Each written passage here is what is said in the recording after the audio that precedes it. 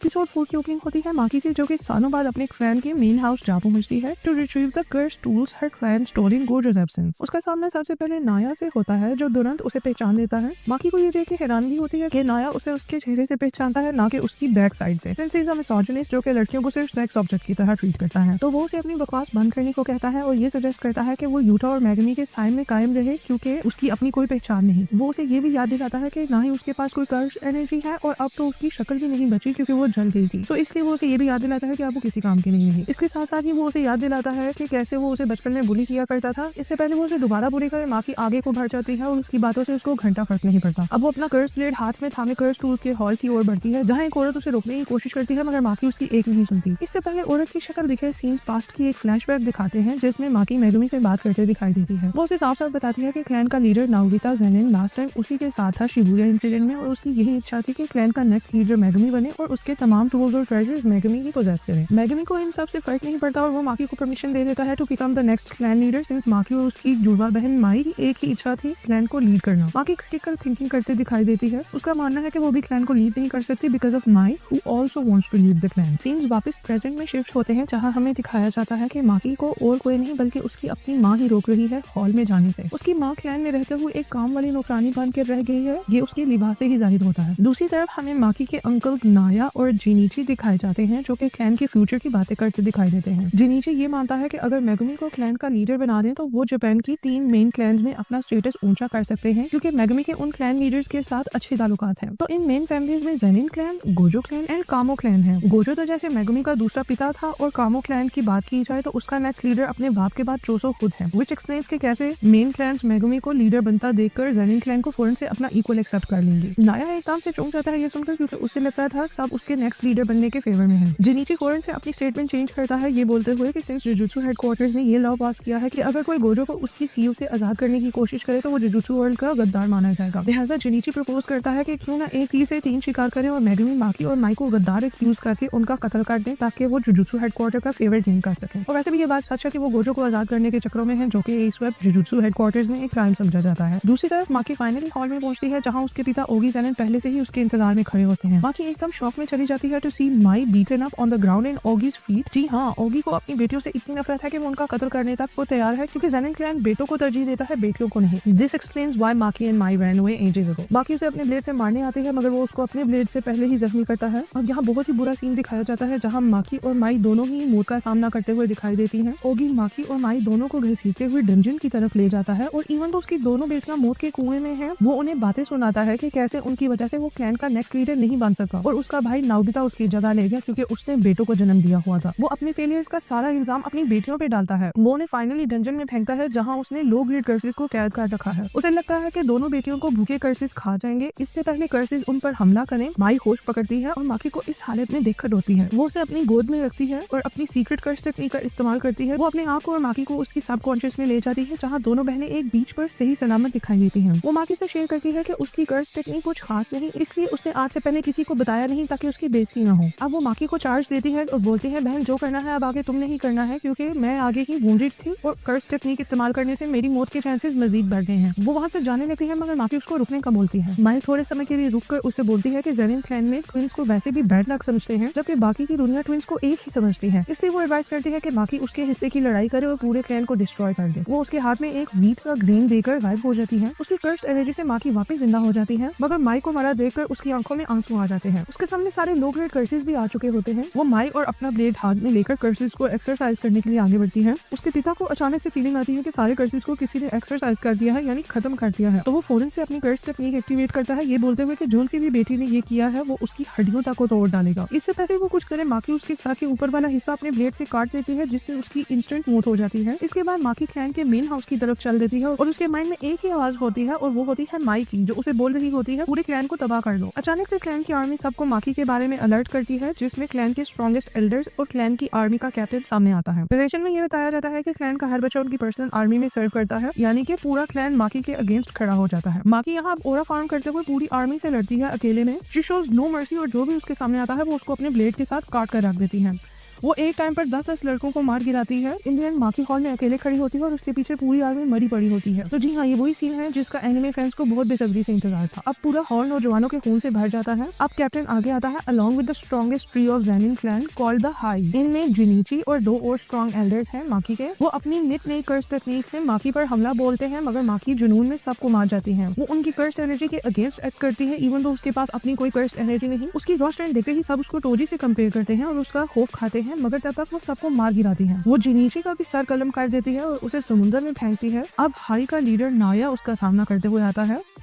उसके पिता नाओबिता वाली कर्स टेक्निक है जिसके जरिए वो आगे होने वाले सीन की 24 फ्रेम्स पहले ही प्रिडिक्ट कर लेता है। वो इसकी मदद से माकी का मूव प्रिडिक्ट करता है और उसे मारने के लिए फुल स्पीड से आगे आता है, मगर माकी नाओबिता को शिबुया इंसिडेंट में लड़ता देखकर उसकी टेक्निक से अच्छे से पहले से ही वाकिफ हो चुकी थी, इसीलिए वो नाया का मूव इन एडवांस प्रिडिक्ट करती है और जो ही वो उसको मारने के लिए उसके पास पहुंचता है वो उसे इतने जोर से मुक्का मारती है कि उसका पूरा जबड़ा टूट जाता है। अब माकी मेन हाउस में वापस जाती है जहाँ वो अपनी माँ को ढूंढ कर उसका कत्ल भी करती है ताकि क्लैन का एक भी बंदा पीछे न बचे। दूसरी तरफ नाया मेन हाउस में रेंगता हुआ वापस आता है जो कि माकी को गालियां देते हुए दिखाई देता है। माकी की मां मरने से पहले नाया की कमर में अपना खंजर खोद देती है जिससे उसकी मौत हो जाती है। एपिसोड के एंड में माकी माइक की बॉडी उठाकर उसके स्कूल ले जाती है और उसकी सहेली को सौंप देती है जो कि माइक को मरा देखकर बोर होती है। एंड में स्क्रीन पर न्यूज शो होती है कि पूरा ज़ेनिन क्लैन सस्पिशियसली मारा गया है। पुलिस कातिल की तफ्तीश कर रही है। गोजो क्लैन और कामो क्लैन ने जुजुत्सु हेडक्वार्टर में अपील की है to outcast Zenin clan from the main 3 family. उनकी ये अपील जुजुत्सु हेडक्वार्टर ने एक्सेप्ट कर ली है, यानी कि Zenin clan does not exist anymore. Episode 5 की शुरुआत जुजुत्सु टेक के प्रिंसिपल मासामिची यागा और उसके बनाए हुए कर्स्ड कोर्प्स यानी पैंडा से होती है। सीन्स पास्ट के होते हैं जिनमें क्योटो हाई के प्रिंसिपल यागा को वार्न करते हुए दिखाई देते हैं। उन्हें लगता है कि मासामिची की कर्स टेक्निक से वो अपने लिए एक आर्मी खड़ी कर सकता है, सिंस वो अपनी कर्स टेक्निक से किसी भी ऑब्जेक्ट या कोर्प्स में जान डाल सकता है। और उससे भी बढ़कर हैरानगी की ये बात है कि यूजुअली कर्स्ड कोर्प्सेस अपने सोर्सरर की पावर से चलती है, मगर यागा अगर एक मर्तबा किसी डॉल या ऑब्जेक्ट को जिंदा कर दे तो वो उसके इशारों पर नाचने वाली कठपुतली के बजाय खुद ब खुद ही फंक्शन करती है और एक सेपरेट ऑटोनॉमस एंटिटी बन जाती है, जैसे कि पैंडा। इसे इंसानों की तरह बोलता देख हमेशा सब कंफ्यूज ही रहते हैं। अब क्योटो के प्रिंसिपल का मानना है कि यागा की टेक्निक जुजुत्सु वर्ल्ड के लिए एक थ्रेट बन सकती है, इसलिए उसे पकड़ पकड़ जेल में डाल देना चाहिए instead of praising his technique and giving him the title of a special grade sorcerer. इसके बाद यागा अपना घर विजिट करता है जहाँ उसका बनाया हुआ एक और कर्स्ड ऑब्जेक्ट उससे बातें करता है। उसका नाम ताकेरू है और वो यागा को उसके फर्स्ट नेम से पुकारता है, यानी मासामिची कहकर पुकारता है।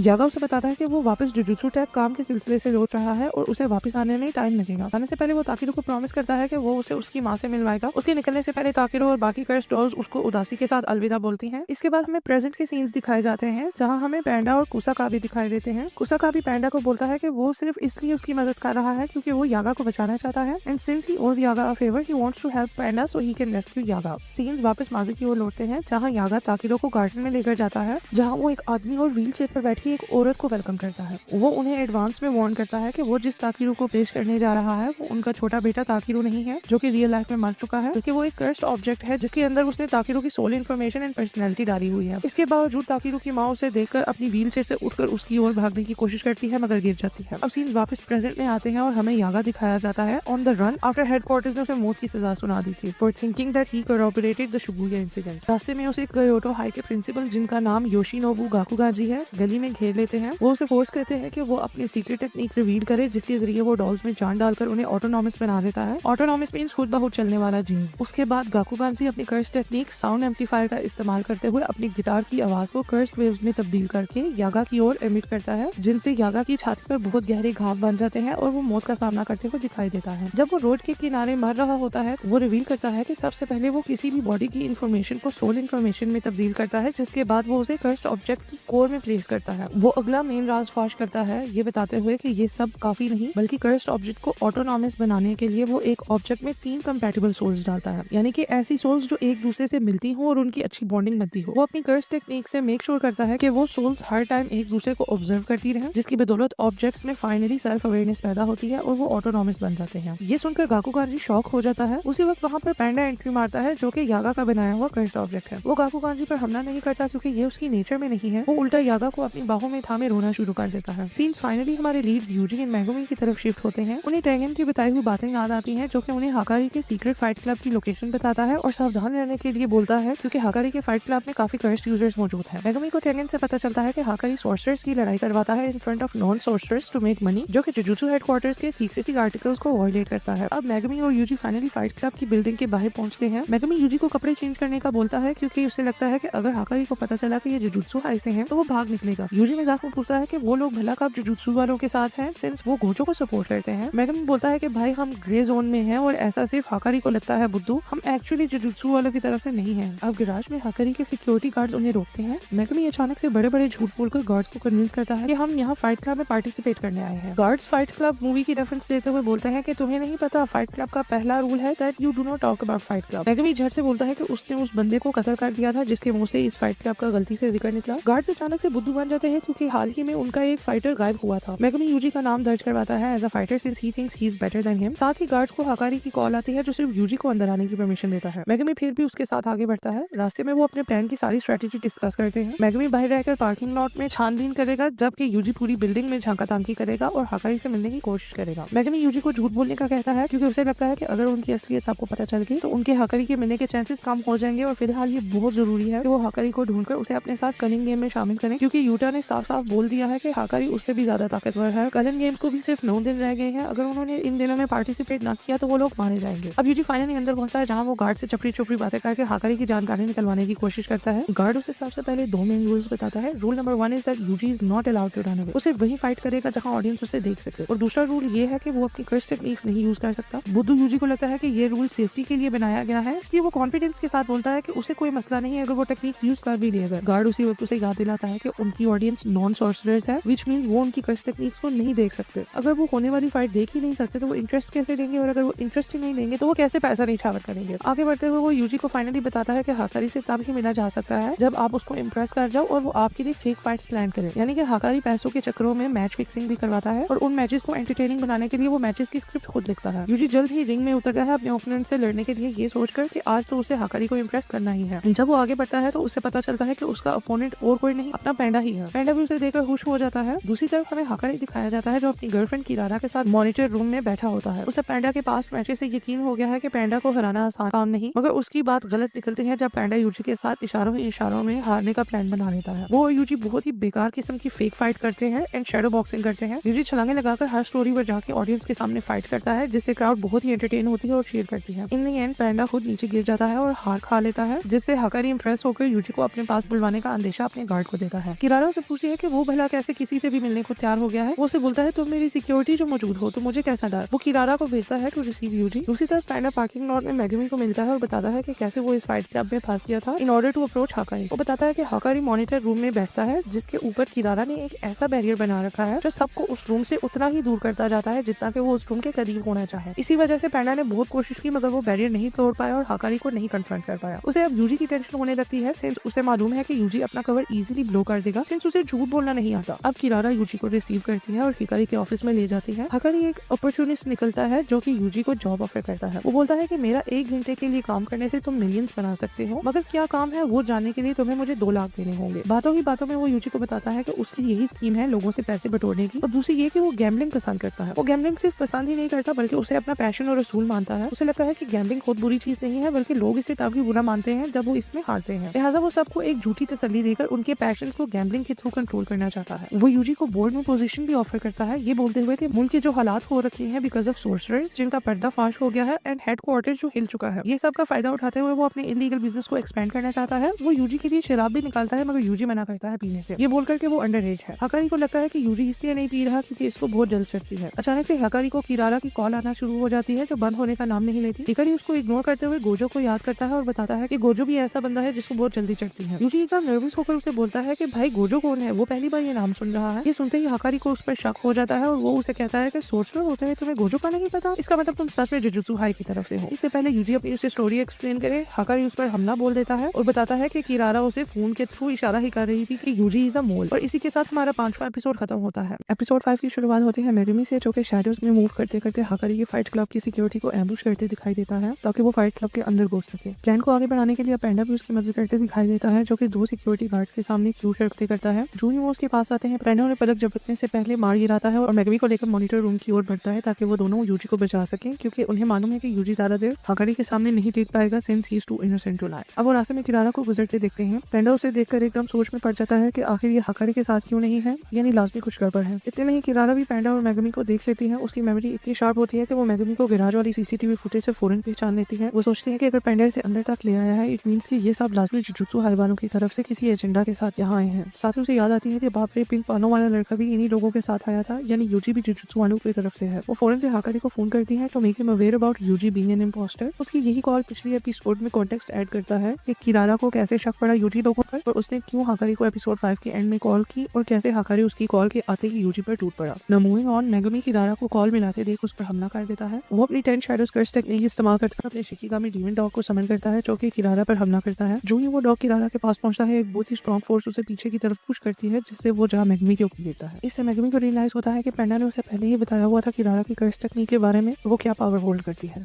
साथ ही किरारा को भी याद आता है कि उसने पेंडा को पहले ही मार किया हुआ है अपनी कर्स एनर्जी से, सो वो उसका कुछ नहीं बिगाड़ सकता, इसलिए वो उसे दूर भागना शुरू कर देती है। पेंडा जो उसका पीछा करता है वो उतना ही किरारा से दूर होता चला जाता है। मेगमी एकदम से उसकी टेक्निक फिगर आउट करना शुरू कर देता है। उसे धीरे धीरे समझ सकती है कि किरारा ने अपने कर्स से उसे और उसके शिकिगामी डीमन डॉग को एक साथ मार किया हुआ है, लिहाजा वो इस चीज का फायदा उठाते हुए अपने शिकिगामी किरारा के आगे समन करता है, जिसके साथ वो खुद भी किरारा के आगे पहुंच जाता है। अब मेगमी किरारा को बताने की कोशिश करता है कि वो जुजुत्सु हाई के एल्डर्स की ऑर्डर पर नहीं आए, बल्कि उनको हाकारी की मदद चाहिए। मेगमी उसकी अटेंशन में टोक्यो के करंट हालात आता है और उसे बताता है कि जुजुत्सु हाई टेररिज्म का शिकार हो गया है, जिसकी वजह से सब जगह बैरियर्स कॉलोनीज पर छा रहे हैं और उन्हें बैटल ग्राउंड में तब्दील कर रहे हैं। ये सब सुनते किरारा मेगमी को याद करवाती है कि हमला पहले उसने किया। मेगमी फौरन से टॉपिक चेंज करके उनकी तरफ ले आता है कि आखिरकार उनका जुजुत्सु हाई वालों के साथ अड्डा क्या है। पेंडा मेगमी को बताता है कि जुजुत्सु हाई के एल्डर्स पुराने ख्यालात के खूबसूरत बुड्ढे हैं, जिन्हें उनकी मरी हुई दोस्त नोबरा की कर्स टेक्निक जैसी टेक्निक्स अच्छी लगती हैं और समझ में भी आती हैं, लेकिन उन्हें ये नहीं मालूम कि टाइम के साथ साथ टेक्निक्स इवॉल्व हो रही हैं और ऐसी न्यू चीजें सामने आ रही हैं जो कि वो बूढ़े लोग एक्सेप्ट नहीं कर पा रहे हैं और उन्हें खत्म करना चाहते हैं। अब किरारा इसकी मिसाल देती है हाकारी की कर्स टेक्निक और डोमेन एक्सपेंशन का हवाला देते हुए। उसकी कर्स टेक्निक और डोमेन दोनों ही एक जैकपॉट मशीन की तरह है, जो उसके शरीर में 4 मिनट और 11 सेकंड्स के लिए इनफिनिट कर्स एनर्जी बनाती है, जिससे वो इस समय के अंदर इमोर्टल बन जाता है, यानी कि एक ऐसा इंसान जो मर नहीं सकता। और यही वजह है कि जुजुत्सु हाई के बुड्ढों को ये टेक्निक हजम नहीं हुई, बल्कि वो इसे थ्रेट समझने लगे, जिसकी वजह से हाकारी को स्कूल छोड़कर भागना पड़ा और अपने आप को सपोर्ट करने के लिए इलीगल फाइट क्लब और गैम्बलिंग शुरू करनी पड़ी। बिकॉज लेट्स बी ऑनेस्ट, कौन एक अच्छी लिविंग और ज्यादा पैसे नहीं बनाना चाहता। मेगमी अब किरारा को कन्विंस करने की कोशिश करता है कि वो ये सब एक्सेप्ट करता है और हाकारी की मदद चाहता है, और वो ये भी बार बार बताता है कि वो उन बुड्ढे कंजर्वेटिव्स की तरफ से नहीं आया। किरारा को फिर भी ये सब झूठ लगता है और वो मेगमी से पूछती है कि उन लोगों के पास तो गोजो जैसा इंसान मौजूद है जो कि उनका पिछवाड़ा तक धो देता है अगर कोई छोटा सा भी मसला हो जाए, और उन्हें हाकारी की क्या जरूरत है। मेगमी अफसोस के साथ उसे अपडेट करता है कि शिबुया इंसिडेंट में गोजो को सील कर दिया गया था, जिसकी वजह से बात इधर तक आ पहुंची है कि उन्हें हाकारी जैसे स्ट्रॉन्ग फाइटर्स की जरूरत है। अब यहाँ किरारा ऐसी शक्ल बनाती है जिससे पेंडा और मेगमी को ये बात कंफर्म हो जाती है कि किरारा उन्हें बिलीव नहीं करती, इसलिए वो लड़ाई दोबारा कंटिन्यू करते हैं ताकि किरारा को हरा सके और उसकी अटेंशन गेन कर सके, सिंस वो ही सिर्फ एक ऐसी है जिसकी बात हाकारी सुनेगा। दोस्तों, यहाँ आपने कंफ्यूज नहीं होना, मैं सीन्स को छोड़कर किरारा की कर्स टेक्निक को आसान शब्दों में समझाने वाली हूँ। तो किरारा की कर्स टेक्निक का नाम लव रॉन्डेवू है और वो इस टेक्निक के द्वारा अपनी कर्स एनर्जी रिलीज तो करती है, मगर उसे डायरेक्ट यूज नहीं कर सकती, इसलिए वो रैंडम चीजों या लोगों को मार्क कर देती है अपनी एनर्जी से, यानी निशान लगा देती है अपनी कर्स एनर्जी का, जिसका असर बाद में दिखाई देता है। एक मर्तबा वो चीजों या लोगों को मार्क कर दे तो वो एक दूसरे को छू नहीं सकती, उन्हें बहुत ही स्ट्रॉन्ग फोर्स एक दूसरे से दूर कर देती है, जैसे कि पेंडा और मॉनिटर रूम का दरवाजा। वो चीजों या लोगों को एक साथ भी मार्क कर सकती है, जैसे कि उसने अभी मेगमी और उसके डॉग को एक साथ ही मार्क किया था, जिससे वो एक दूसरे को छू सकते हैं। लेकिन अगर अलग से मार्क किए हुए लोग एक दूसरे तक पहुंचना चाहें तो उन्हें सारी मार्क चीजों या लोगों से एक ऑर्डर या कह लो कि एक सीक्वेंस के साथ गुजरना होगा, जो कि किरारा ने खुद डिसाइड किया हुआ होगा। मेगमी किरारा से फाइट करते समय खुद ही ये टेक्निक धीरे धीरे फिगर आउट कर लेता है, thanks to his step sister, जिसने उसे सितारों की कॉन्स्टलेशन के बारे में एजुकेट किया हुआ था इन टाइम्स व्हेन टोजी और उसकी दूसरी बीवी अपने अपने बच्चों को छोड़कर भाग निकले थे और मेगमी अपनी स्टेप सिस्टर के साथ अकेला रह गया था। अब बैक टू द टेक्निक, किरारा भी सितारों की कॉन्स्टलेशन का हिसाब रखती है। वो इन जनरल एक सदर्न क्रॉस कॉन्स्टलेशन का ज्यादा इस्तेमाल करती है। इस कॉन्स्टलेशन को पढ़ा जाए तो हमें पता चलता है कि इस कॉन्स्टलेशन में 5 स्टार्स होते हैं, सबका एक अपना ही यूनिक सीक्वेंस है और इसी सीक्वेंस को फॉलो करते हुए किरारा अपने टारगेट्स को मार्क करती है। अब मैं इस टेक्निक को बेहतरी से समझाने के लिए एग्जांपल दूंगी।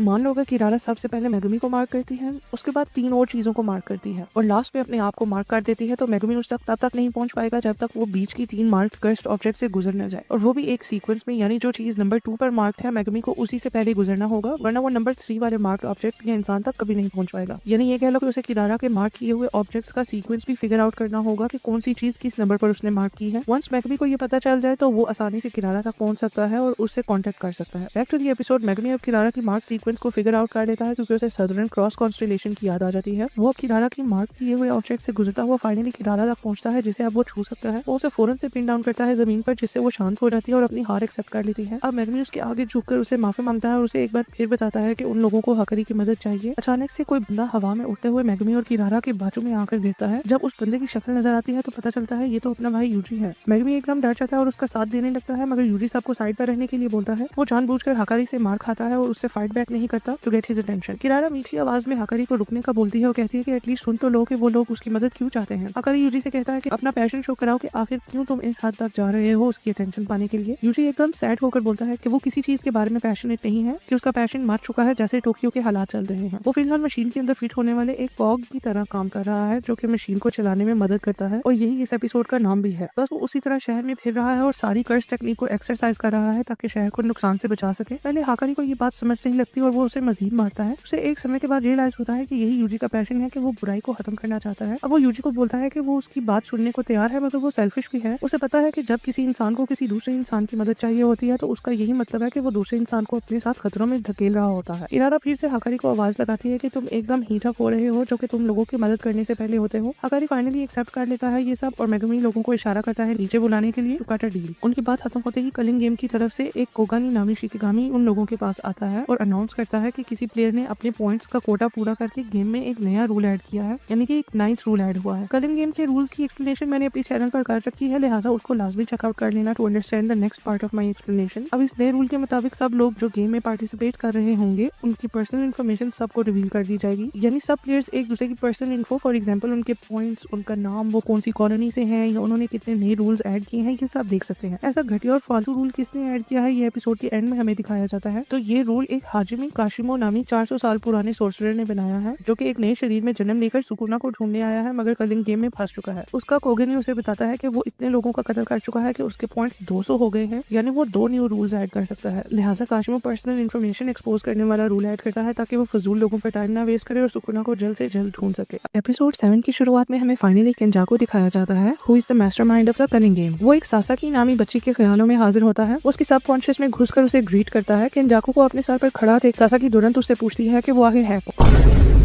केंजाको फख्र के साथ जवाब देता है कि वो बंदा है जिसने सब कॉलोनीज पे बैरियर्स बनाए हैं जिनमें लोग घुसकर कलिंग गेम में हिस्सा ले रहे हैं और एक दूसरे का कत्ल करके पॉइंट्स बना रहे हैं। सासाकी डर कर बोलती है कि क्या तुम ये सब मेरे नेबरहुड से हटा सकते हो। केंजाको जोर से कहका लगाकर हंसता है और उससे बोलता है कि वो नहीं जानती कि उसे बैरियर्स बनाने के लिए किन किन हालात से गुजरना पड़ा, ऐसे कैसे वो बैरियर्स खत्म कर दे।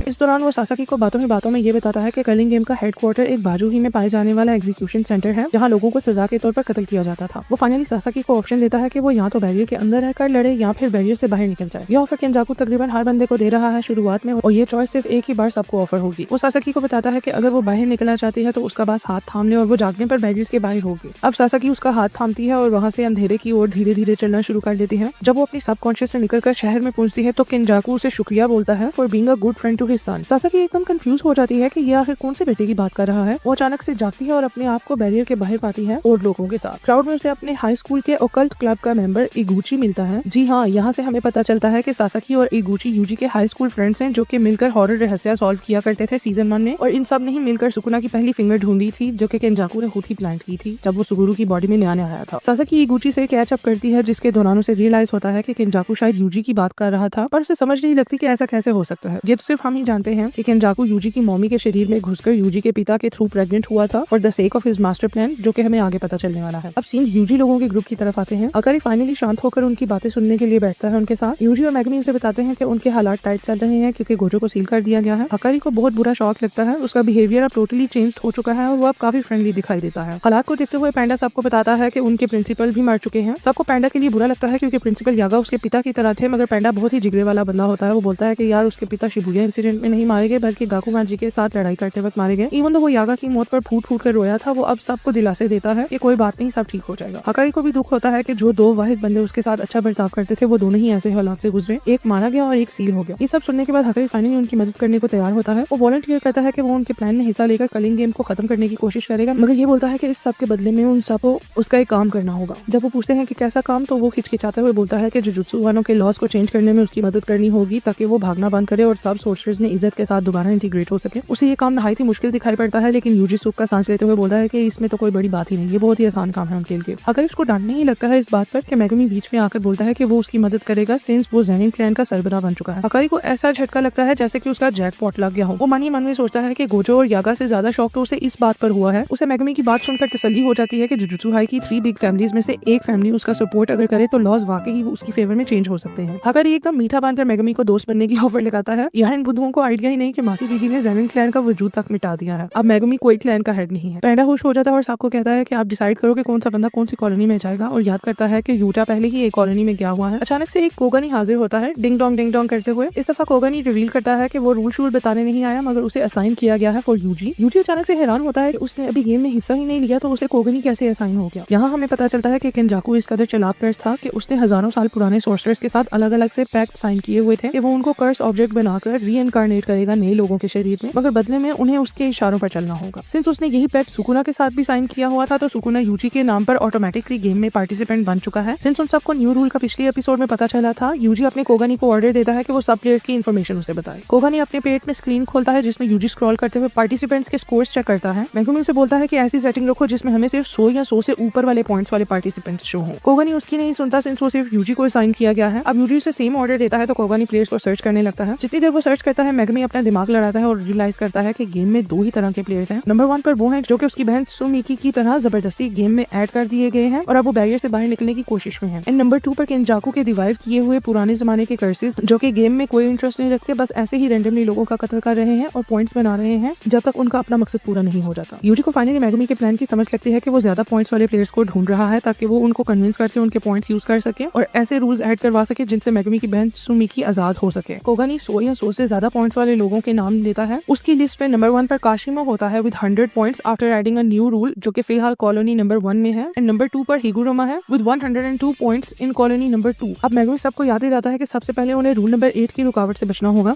पैंडा को रूल्स ही नहीं याद हमारी तरह, इसलिए मेगुमी उसे याद दिलाता है कि रूल नंबर 8 के अनुसार अगर कोई 19 दिन के अंदर अंदर गेम में अपने पॉइंट्स नहीं बढ़ाता तो उसकी कर्स टेक्निक उससे छीन ली जाएगी जिससे उसकी मौत वाक़या हो जाएगी। लिहाजा उन्हें जल्द ही जल्द गेम में हिस्सा लेना होगा। मेगुमी का प्लान है कि वो ऑलरेडी किल पॉइंट्स वाले लोगों से भीख मांगे और नया रूल ऐड करवाए। गेम में कत्ल न करने के लिए उसका सबसे पहला पॉइंट ये है कि वो ऐसा रूल ऐड करें जिसके अनुसार वो अपने पॉइंट्स एक दूसरे को ट्रांसफर कर सके ताकि कुछ लोग कत्ल किए बगैर ही पॉइंट्स हासिल करने और कत्ल होने से बच जाए। मेगुमी बहुत ही हाई हॉर्स पर चढ़ जाता है और बोलता है कि हम एक और रूल भी ऐड करवाएंगे इसके बाद कि प्लेयर्स अपने पॉइंट्स इस्तेमाल करके गेम को लीव कर दें। अगर उसे याद दिलाता है कि ये रूल पास नहीं होगा सिंस गेम के जनरल रूल में एक रूल ये भी है कि अगर कलिंग गेम में कोई रुकावट डालने वाला रूल किसी ने ऐड करने की कोशिश की तो उसका रूल एक्सेप्ट नहीं होगा। मेगुमी उससे एग्री करता है और प्लान करता है कि वो लोग इस रूल को पास करवाने के लिए एक कंडीशन रखेंगे। उस कंडीशन के मुताबिक वो लोग लीव करने के लिए अपनी जगह एक नॉन प्लेयर को रिक्रूट कर जाएंगे, यानी कि अगर वो गेम अपने पॉइंट्स यूज करके लीव करना चाहते हैं तो वो लीव कर सकते हैं मगर उनकी जगह एक नॉन प्लेयर को ऐड कर दिया जाएगा गेम में। और उसे लगता है कि अगर वो ये कंडीशन रखेगा तो उसका रूल जरूर पास हो जाएगा। अब लास्टली मेगुमी तय करता है कि उन सबको मिलकर एंजल को ढूंढना है जो कि गोजो को अनसील करने में मदद करे और काशिमो और हिगुरोमा को ढूंढना है ताकि उनके पॉइंट से न्यू रूल्स ऐड करवा सके। वो सब बैरियर्स की ओर चल देते हैं। रास्ते में यूजी अपने कोगनी को स्क्रॉल करता है और सबको टेंशन में बताता है कि यहाँ एंजल नामी कोई प्लेयर ही नहीं है। मेगुमी उसे समझाता है कि बुद्धू वो जिस शरीर में नया जन्म लेकर आई है वो उसी नाम से कलिंग गेम का हिस्सा होगी, जैसे कि सुकुना अब यूजी के नाम पर गेम का पार्टिसिपेंट बना हुआ है। यूजी कहता है कि होपफुली वो उसे कॉलोनी नंबर 2 में मिल सके सिंस टेंगन की जानकारी के मुताबिक वो वही है। अब नेक्स्ट हाकरी सबको टीम्स में डिवाइड करता है। वो अपने आप को पैंडा के साथ टीम अप करते हुए कॉलोनी नंबर 2 में जाने के लिए वॉलंटियर करता है ताकि वो काशिमी को स्पेशली फेस कर सके, क्योंकि उसे ऐसा लगता है कि काशिमी काफी खतरनाक और स्ट्रॉन्ग हो सकता है सिंस उसने 40 लोगों को अभी से कत्ल कर दिया है और 200 पॉइंट्स ऑलरेडी बना लिए हैं जिनमें से 100 पॉइंट्स यूज करके उसने एक नया रूल भी ऐड कर दिया है। और वो पैंडा को असाइन करता है कि वो एंजल को ढूंढे since he has a good nose to sniff around and find people. वो यूजी और मेगुमी को कॉलोनी नंबर 1 असाइन करता है to hunt down Higuruma. Kirara को वो ऑर्डर देता है कि वो बैरियर के बाहर ही रहे ताकि बैरियर के बाहर के हालात पर वो नजर रख सके। किरारा बुरा मान जाती है और उसे लगता है कि हकारी उसे प्लान में इंक्लूड नहीं कर रहा। उसे बताता है कि मेरी जान तुम तो हमारी इन्फॉर्मेंट बनोगी, क्योंकि यूटा कब से बैरियर्स के अंदर गया हुआ है मगर उसने कोई राब्ता नहीं किया, जिससे ये बात जाहिर हो जाती है कि बंदा बैरियर्स के बाहर राब्ता नहीं कर सकता। इससे ये बहुत जरूरी है कि किरारा बाहर ही रहे और बाहर के हालात पर नजर रखे। यूजी को एक बार फिर से खौफ आता है कि उसे मेगुमी के साथ अकेला छोड़ रहे हैं सब। उसे शक है कि अकेला होने पर सुकुना उस पर कब्जा करके मेगुमी का फायदा उठाने की कोशिश करेगा, इसलिए वो उसके साथ अकेले नहीं रहना चाहता और बोलता है कि उन्हें कॉलोनीज में सेपरेटली जाना चाहिए। मेगुमी उसकी फ्रेंडली वे में बेइज्जती करता है और कहता है कि चुप कर जाओ, हमारे एल्डर्स ने जो हमारे लिए तय किया है हम उससे इनकार नहीं कर सकते। अब बैरियर्स की ओर जाते हैं सब, जहाँ हमें शो होता है कि उनके पास 7 दिन है to save Tsumiki and bring her out of the barrier, वरना वो गेम में जबरदस्ती इंक्लूड कर दी जाएगी। अब हमें बैरियर नंबर 1 के अंदर के मंजर दिखाए जाते हैं जहाँ कुछ रूकी प्लेयर्स नए बंदे की तलाश में हैं ताकि वो अपने पॉइंट्स बढ़ा सके और मरने से बच सके। कोगानी भी यूजी लोगों को अंदर घुसने से पहले वार्निंग देता है कि एक दफा बैरियर के अंदर चले गए तो बाहर नहीं निकल पाओगे और गेम में हर हाल में खेलना पड़ेगा, यानी उन सबको कत्ल करना होगा फॉर पॉइंट्स। बैरियर के अंदर जाने से पहले मेगुमी यूजी को पहले ही सावधान कर देता है to not expect much from Higuruma and Kashimo. वो डिटेल में एक्सप्लेन करता है कि चांसेस आर कि उनके दोनों बंदे हजारों साल पुराने सोर्सरर्स हों, और ये तो सबको मालूम है कि पुराने दौर के सोर्सरर्स के ख्यालात और हुआ करते थे, कैजुअली वॉर्स में हिस्सा लिया करते थे और कत्ल वगारे तो बहुत आम था उनके लिए। मेगमी को ये भी लगता है कि कुछ सोर्सरर्स शायद ऐसे हों जो कि जानकर लड़ाई के वक्त जान बहक होना चाहते हों to earn an honourable title before death. लिहाजा उन्हें ये सब ध्यान में रखते हुए हिगुरुमा और काशिमो से ज्यादा उम्मीद नहीं करनी चाहिए कि वो उनकी कोई मदद करने वाले हैं। मगर वो लोग आज के दौर के सोर्सरर्स को अपनी साइड लगाकर इन्फॉर्मेशन हासिल कर सकते हैं, सिंस उनके हालात सेम ही होंगे। वो सब भी इन्हीं की तरह गेम को रोकना चाहते होंगे। ये सब समझते हुए दोनों भाई बैरियर्स में एंटर होते हैं। यूजी अचानक अपने आप को आसमान से गिरता हुआ अकेले पाता है। यहाँ टेंगन की आवाज नरेट करती है कि कर्लिंग गेम ने जनरल रूल्स में ये नहीं बताया था कि प्लेयर्स अपनी मर्जी का चूज किया हुआ बैरियर तो एंटर करेंगे, मगर गेम अपनी मर्जी से उन्हें अपनी 9 सेलेक्ट की हुई लोकेशन में से किसी एक में भेजेगी। यूजी का सामना तुरंत उन्हीं रूकी प्लेयर से होता है जिनमें से यंग लड़का यूजी को पहचान लेता है। उस ग्रुप की लड़की यूजी पर हमला करती है और उसको बिल्डिंग से गुजारते हुए मारती है। हैरान हो जाती है ये देखकर कि यूजी का बाल भी बाका नहीं हुआ, जबकि कोई आम इंसान अगर होता उसकी जगह तो उसकी तो चटनी बन चुकी होती इस हमले में। ग्रुप ये बात समझ जाता है कि यूजी कोई मामूली बंदा नहीं है। दूसरी तरफ मेगमी अपने आप को गलियों के बीच में खड़ा पाता है in front of a very ड्रामेबाज लड़की, जो कि मेगमी पर इल्जाम लगाती है कि उसने उसे चमाटा मारा है। मेगमी खामोशी से खड़ा होकर रियलाइज करता है कि गेम में कोई भी पार्टनर्स बनकर नहीं एंटर हो सकते, यानी हकारी भी पैंडा से बिछड़ गया होगा इस वक्त। उसका नूई नाम का शिकिगामी भी चक्कर काटकर वापस आता है, जिससे उसे समझ लग जाती है कि यूजी उससे काफी दूर हो चुका है कि नूई भी उसे अब ढूंढ नहीं सकता। वो उस लड़की को भी बोलता है कि कम ड्रामे लगाओ, क्योंकि उसने मेगमी पर पहले अटैक किया था, इसलिए मेगमी ने उसे मारा। वो उससे फौरन हिगुरुमा का पूछता है। दूसरी तरफ यूजी का सामना पहले ओपोनेंट के हस्बैंड से होता है, जिसके सर पर प्रोपेलर लगा होता है जो कि उसे उड़ने में मदद देता है डोरेमोन की तरह। यूजी आसानी से उनके अटैक्स डॉज करता है और बिल्डिंग के अंदर घुस जाता है ताकि उस आदमी को अच्छे से कंट्रोल कर सके। यूजी झटपट से अंदाजा लगाता है कि इनके बाल ही इनकी टेक्निक का मेन हिस्सा है, इसलिए वो उस आदमी के सर पर इतने जोर से मुक्का दे मारता है कि उसका प्रोपेलर टूट जाता है। यूजी के हाथ से भी खून निकलता है, जिससे आदमी को लगता है कि यूजी मरने वाला है और उसके किल पॉइंट्स उस आदमी को मिलने वाले हैं। यूजी एकदम से उसके अखरोट पर उसे किक करता है और उससे हिगुरुमा का पूछता है, मगर वो आदमी बेहोश हो जाता है जैसे कि मर ही गया हो। अब यहाँ उनके ग्रुप का तीसरा बंदा आता है जो कि यूजी को उसके नाम से पुकारता है। दूसरी तरफ वो ड्रामे करने वाली लड़की मेगमी की मदद करने को तैयार हो जाती है, मगर उसके बदले में वो मेगमी को अपना बॉडीगार्ड बनने को कहती है ताकि वो इतनी आसानी से कत्ल ना हो जाए। मेगमी भी ऑफर एक्सेप्ट कर देता है since he is desperate to find Higuruma. Yuji को वो लड़का उसके नाम से पुकार कर कहता है कि उसे पता है कि हिगुरुमा कहाँ है और वो उसकी हिगुरुमा को ढूंढने में मदद करने को तैयार है। दूसरी तरफ मेगमी सोच रहा होता है कि वो यूजी की तरह नहीं है, वो हिगुरुमा के सारे 100 पॉइंट्स खुद ही हड़पना चाहता है। ड्रामे करने वाली लड़की मेगमी को बोलती है कि मुझे यू कहकर पुकारना बंद करो और मुझे मेरे नाम से पुकारो, जो कि रेमी है। मेगमी अब रेमी से पूछता है कि क्या वो भी एक पुरानी सोर्सरर है। वो इस बात का माइंड करते हुए बताती है कि वो आज के दौर की ही बंदी है, मगर गेम ने उसे खेलने पर फोर्स किया है। जो एवरेज लोग थे उन्हें पहले से ही गेम से निकाल दिया गया था, मगर जो लोग उसकी तरह इन्हीं कॉलोनीज में पहले से ही मौजूद थे उन्हें गेम ने ऑटोमेटिकली पार्टिसिपेंट बना दिया था सिंस डे 1, यानी वो पिछले 12 दिन से गेम में ही सर्वाइव कर रहे हैं। दूसरी तरफ यूजी उस लड़के से इंट्रोडक्शन मांगता है। वो बताता है कि उसका नाम अमाई है और वो यूजी को उसके मिडिल स्कूल से जानता है, क्योंकि यूजी हमेशा से स्कूल में पॉपुलर रहा है। अब साइड बाय साइड रेमी और अमाई मेगुमी और यूजी का गाइड बनकर उन्हें हिगुरुमा के पास लेकर जाते हुए दिखाई देते हैं। अमाई यूजी को बताता है कि हिगुरुमा इकिबुकुरो नाम के इलाके में है, जबकि रेमी मेगुमी को बताती है कि हिगुरुमा शिंजुकू नाम के इलाके में है। और यही ये एपिसोड खत्म होती है। आगे क्या होगा वो देखने के लिए मेरे चैनल को सब्सक्राइब करें for more updates and explanations for the next episodes and the explanations of the next episodes. मिलते हैं नेक्स्ट वीडियो में।